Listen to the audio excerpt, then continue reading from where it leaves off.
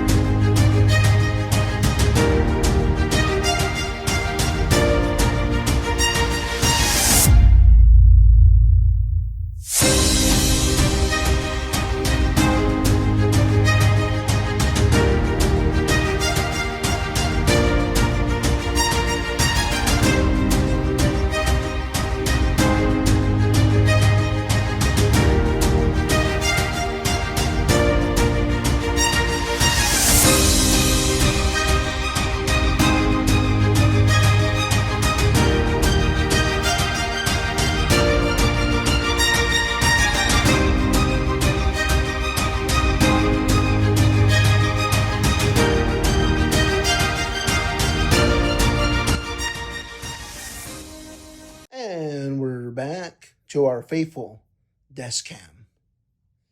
And as always, let's get it on.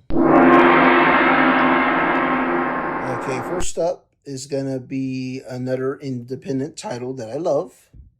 It is By the Horns, number 8 by Scout Comics.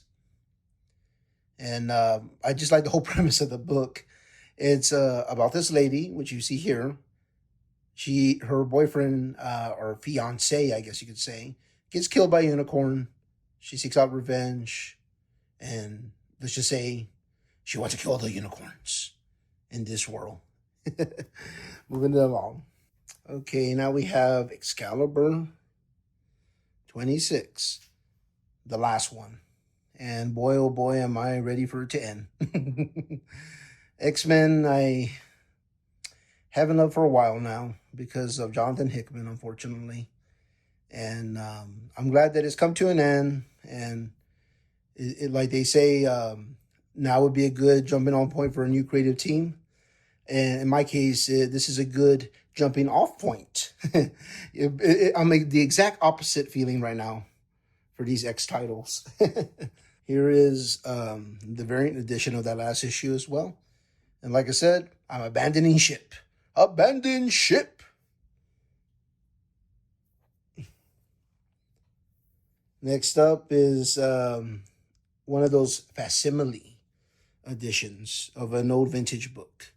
Conan the Barbarian, number 1. And if you're new to this hobby and stuff, facsimile editions are just basically an exact replica, for the most part, of a vintage book, or just even a back issue even. The only thing that's going to be different, of course, like with this particular issue, is there was no barcode back then. Or if there was, it would have been like a new stamp barcode in a different position. You know, you get the picture. But the ads are the same and stuff like that. And of course, it wasn't $3.99 back then. It was an older book. But I think they're so cool to get, and there has been a very big resurgence for, reprints such as this. Next up, we have The Thing, number 2, the Kevin Eastman variant. And yes, you heard it right, Kevin Eastman. For those of you who have lived under a rock, he is the one of the creators of the Ninja Turtles.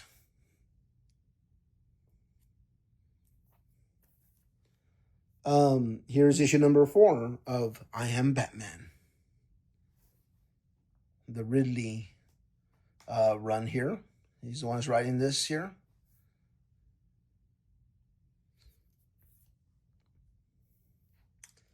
Here is Demon Days number 1, The Rising Storm. from Peach Momoko. And I know there's a mixed audience when it comes to Peach Momoko. I mean, she makes some fire covers, but of course there's some where it's like, okay, that's a cover.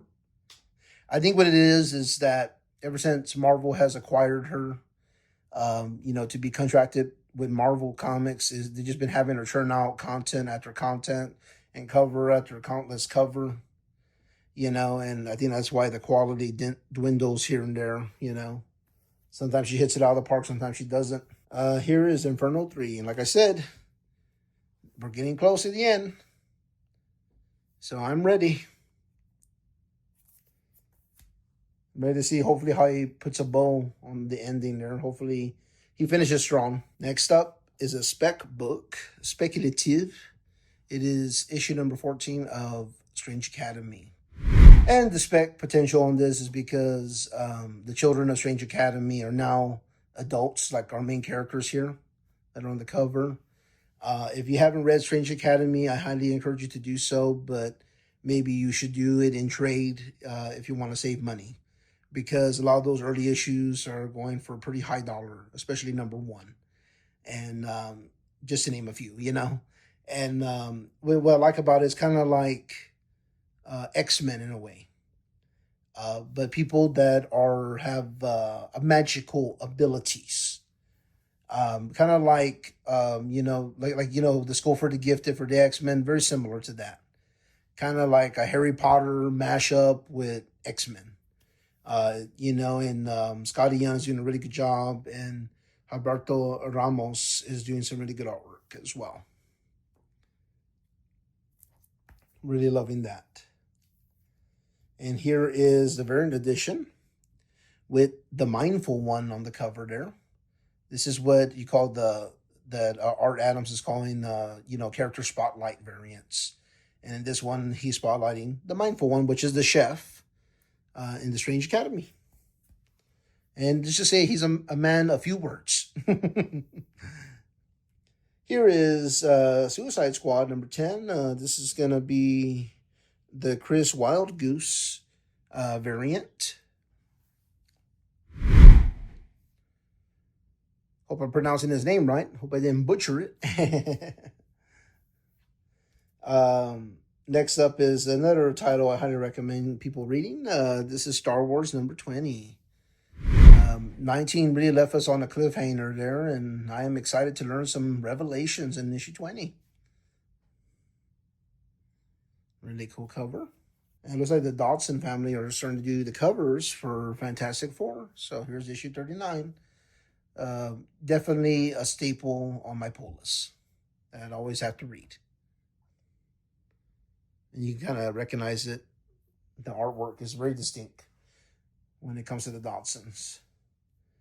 The next up is a book I love to have such fascination with it. The Winchester Mystery House from Source Point. Actually, this is the last issue. It was only a 3-issue run. If you're not familiar with the Winchester House and its history, it is quite intriguing. Now that I have the last issue, I'm probably going to read them in just one go. I have always had a fascination with the Winchester Mystery House. The basic history of it right now, I'll just tell you real briefly. Basically, Miss Winchester, when her husband died, she was kind of had like these really bad nightmares, or just, she felt like she was being haunted by spirits or something, and she sought a medium, and the medium told her that she would have to continue to build her mansion constantly to escape the evil spirits and ghosts that were victims of the Winchester rifle, that all the bloodshed that it ensued from the creation of that. And she really highly believed in that, and so she constantly expanded to the day she died. And that place is crazy. I mean, there's like stairs that lead to nowhere, and just hidden rooms, and you name it. It's amazing there. That's what I've heard and seen videos of. But isn't that a great cover, Daryl? But anyway, that's a little brief history for you guys, if you didn't know that already. And Rose Red is a good film that's based off that as well, loosely on that, but just takes it to the Hollywood level. Here is cover B of the same issue. a real trippy cover, and it's just kind of tell you like stairs to nowhere, hidden rooms. It kind of exemplifies those type of features that are found in the house.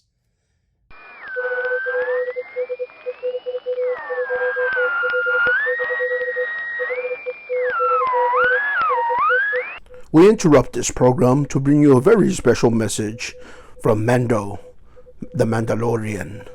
Please stand by. Hello, this is Mando, your fellow resident Mandalorian from Fun with Comics and Toys. And, when I'm out there, in my travels across the galaxy, and I'm trying to get my fix for comic books and toys, Fun with Comics and Toys is the best. And it always quenches my thirst. And if you feel the same way, hit that like button and subscribe, as I'm sure the Toy Man would appreciate it. This is the way. Next up is a book that I will not be continuing. It is called The Fourth Man from AWA Upshot. This book is just not a good book. And I read a lot of books, as you guys know. I mean, it is original as far as story, like rival automobile companies going at each other's throat. And they take it to the extreme where they're hiring hit people and whatnot. I mean, in that regard, it's different. But in the other side of the coin, it is extremely predictable. You will see every twist and turn, in my opinion. And I gathered already how this series is going just from that one issue. Usually I don't fire something that quickly early on, but it made me want to fire it right away. Here's cover B. I got that one because I just like the cover. But like I said, I picked these two up before I even read it. So that's on my dime, I guess you could say. So I'm helping you guys out not to be reading sucky things. So you don't have to. Wonder Girl, number 6.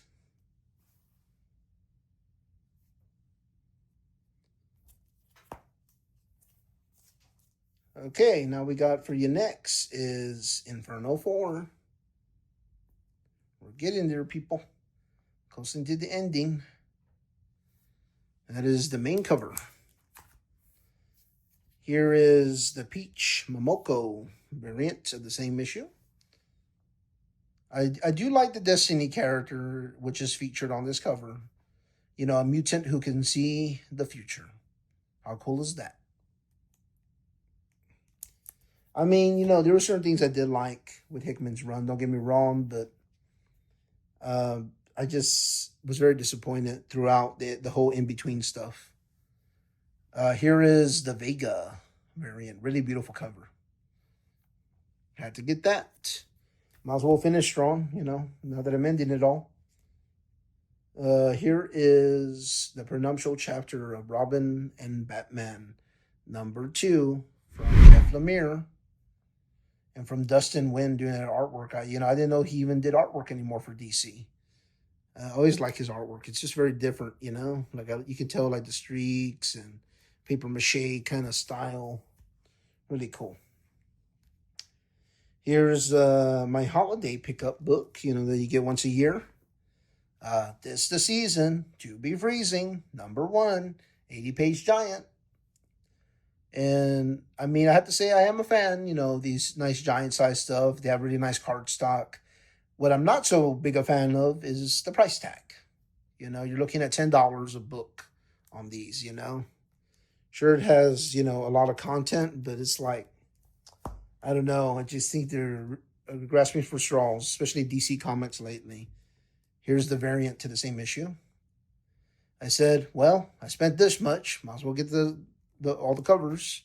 There was only 2 of them, so I like that Harley Quinn with Mr. Freeze anyway. Oh yeah, here's a book that I got on order that it finally came in. Nightwing 86, the variant edition. I guess my store they got shorted a little bit there on that issue. It happens from time to time here at in comic shops and stuff, but that's to be expected sometimes. depending on damages and stuff. But anyway, I'm glad I didn't get to miss this really cool cover. Nightwing 87, the cardstock variant.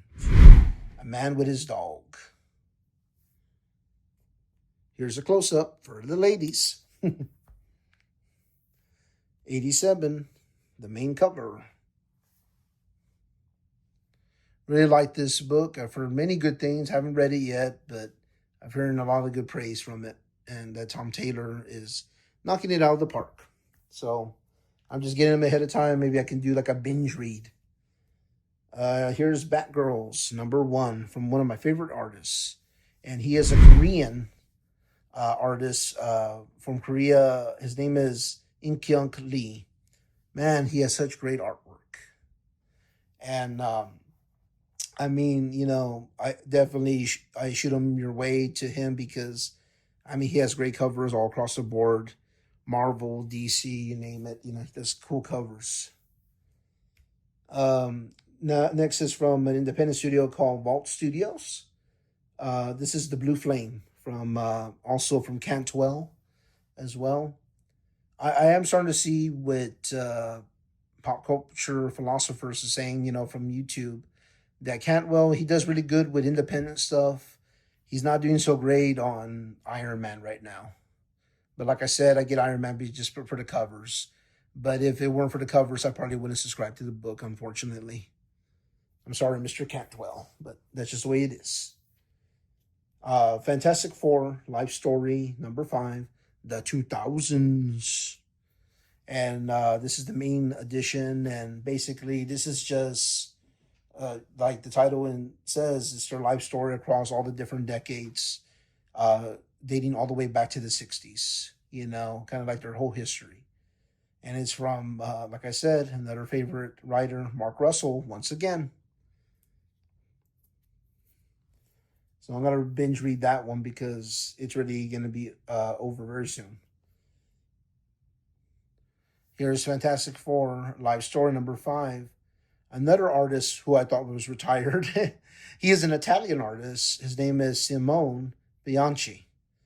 And he used to do a lot of work for Detective back when I started a pull list back in 2007, probably even before that even. And he does some fire covers. Like, this is really good, but really where he really shines is black and white artwork.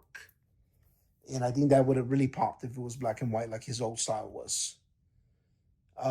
Next up is the last issue to Cherry Blackbird, another independent title that I get. And this is from the Black Caravan line from Scout Comics, or like a sub company to them. And I'm not going to say it on the air here, but there's the title for you. Everything has a like a track, that makes me laugh. It's just crazy. Next up is Emma Kubert's and Rusty Glad's Inkblot, #14. And this is the second volume already. And if you're looking for a child-friendly title for your kids, this is really a cute story, quite quaint. This Inkblot, which is a cat, causes all kinds of mayhem in the magical realm.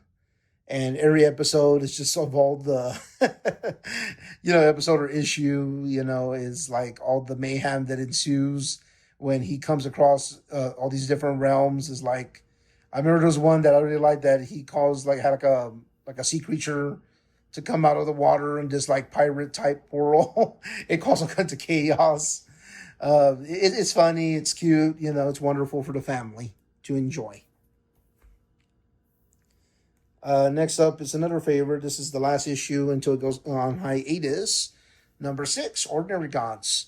And basically the premise is, what if the gods of mythology actually lived today in today's society?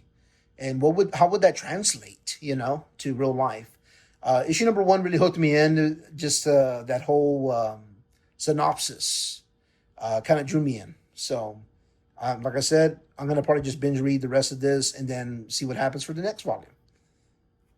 I mean, Image is just knocking it out with some great original content. X-Men, The Trial of Magneto, the last issue. Like I said, good jumping off points here for X-Men. It's, of course, as you can tell, a Scarlet Witch and Magneto-centric story. Another one that is about to end, Bountiful Gardens from Mad Cave Studios. I just love me some post-apocalyptic stories where there are not too many adults in this world left on Earth, and they are left to basically fend for themselves in colonizing the unknown and uncharted space, and just kind of like terraforming planets and whatnot. It's really cool. I think this is gonna it has a lot of potential. Next up is Radiant Black 11, the main cover by Kyle Higgins. Man, what a favorite of mine. I feel like me and Kyle Higgins had the same childhood, grew up with the same shows, loved the same things, because on issue 1, he kind of talks about that a bit. So, I love it when writers connect with their readers, and also the story is just really interesting. Kind of takes you back to like the Silver Age of comics when it came to Spider-Man, what made Spider-Man great, that he had real life problems and he was a superhero. It kind of brings it back, kind of dials it back to that era again. Because Radiant Black, he has tons of credit card debt, lost his job, doesn't have much going on in his life that's going his way, but he finds a way to be a hero. And that's what being a hero is all about, folks. Here is cover B to number 11. Really love that portal jumping thing. Kind of reminds me of that movie Jumper. And right now would be the perfect time for you guys to hit that like button and subscribe, as I greatly appreciate any and all support that you guys can give me. Also, people, stay tuned to the end of the video, as I will post at the end of the video the last 2 comic hauls on this channel for those of you who might have missed it or just new subscribers, so that way we can build this channel together and that it be a success as well as a dream come true for me. But anyway, let's move it along. Next up is House of Slaughter, number 3. This is the main cover right here. And this is spinning out from, of course, Something is Killing the Children. For those of you who are subscribers, I'm sure you've heard of this title from James Tynion, The Fort. And, I